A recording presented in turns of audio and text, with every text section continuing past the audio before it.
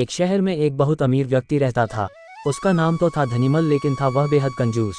उसका कहना था कि अगर आप अपना पैसा अपने पास रखेंगे तो सबको पता चल जाएगा कि आपके पास बहुत पैसे हैं। फिर चोर डाकू आपके पीछे पड़ जाएंगे और सारा पैसा लूट कर ले जाएंगे। इसलिए वह अपना सारा पैसा छिपा कर रखता था और खुद एक बहुत गरीब व्यक्ति के समान रहता था।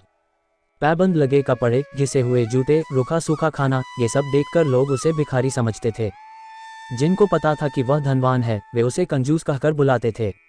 एक दिन धनीमल को अपनी संपत्ति को चोरों से बचाने का एक बहुत बढ़िया उपाय समझ में आया। उसने सारे पैसों से बहुत सा सोना खरीद लिया और फिर सारे सोने को पिघलाकर उसका एक बड़ा सा गोला बना लिया। उसने शहर के बाहर जाकर एक पुराने कुएं के पास एक गड्ढा खोदा और सोने का वह गोला उसमें डालकर गड्ढा बंद कर दिया। वह अब निश्चिंत था। अपनी तसल्ली के लिए वह रोज रात को आकर गड्ढे में देख लेता था कि उसका सोना वहाँ है या नहीं।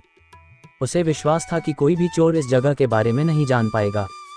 लेकिन ऐसा नहीं हुआ। धीरे धीरे पूरे शहर में ये चर्चा होने लगी कि धनीमल रात में शहर के बाहर जाकर कुछ करता है। एक रात जब उसने गड्ढा खोदकर देखा तो सोना वहां से गायब था। उसे गहरा सदमा लगा और वह चीखकर रोने लगा। उसके रोने की आवाज़ सुनकर बहुत से लोग वहां आ गए। धनीमल रो रोकर अपना दुख बताने लगा।